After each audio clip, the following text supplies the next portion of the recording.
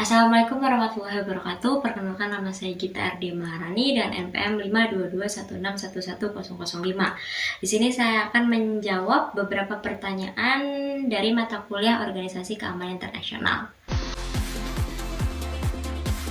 Perbedaan dari hubungan kerjasama internasional dengan bantuan internasional adalah hubungan kerjasama internasional merupakan suatu bentuk kerjasama yang dilakukan oleh dua negara atau lebih dengan melakukan sebuah pembahasan atau perundingan yang nantinya akan menciptakan sebuah perjanjian yang dimana hal tersebut didasari oleh adanya kepentingan dari masing-masing negara untuk mencapai sebuah tujuan yang sifatnya saling menguntungkan kedua belah pihak. Sedangkan bantuan internasional merupakan suatu pemberian secara sukarela yang diberikan oleh suatu negara kepada negara lain dalam bentuk uang ataupun sumber daya lainnya. Bantuan internasional ini biasanya bersifat hibah atau negara pemberi tidak mengharapkan keuntungan atau timbal balik sedikit pun dari negara penerima. Hal ini biasanya hanya didasari oleh atas dasar kemanusiaan atau sebagai simbol meningkatnya hubungan diplomatik antar negara tersebut.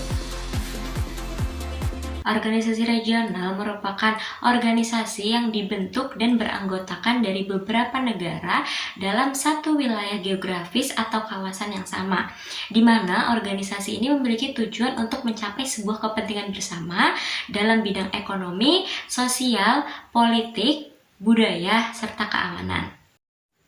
Regionalisme merupakan suatu bentuk konsep gagasan bahwasanya negara-negara yang berada dalam satu wilayah atau kawasan yang sama harus saling bekerja sama untuk mencapai sebuah tujuan atau kepentingan bersama dengan tidak mengutamakan ego dari masing-masing negara yang berpotensi untuk menjatuhkan negara lain yang berada di satu kawasan yang sama. Mercosur atau Pasar Umum Amerika Selatan merupakan suatu organisasi yang beranggotakan dari negara-negara di wilayah Amerika Selatan. Organisasi ini terbentuk karena adanya persamaan visi tentang integritas regional dalam pertemuan pertama yang dilakukan oleh negara Brazil dan Argentina pada tahun 1985 untuk menciptakan sebuah zona perdagangan bebas di wilayah Amerika Selatan.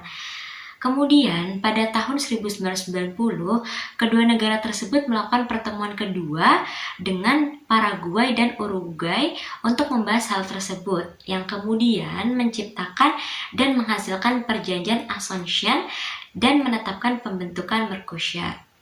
Mercosur memiliki 5 anggota, yaitu terdiri dari 4 negara pendiri, yaitu Brazil, Argentina, Paraguay, dan Uruguay, dan 1 negara yang bergabung penuh pada 2012, yaitu Venezuela.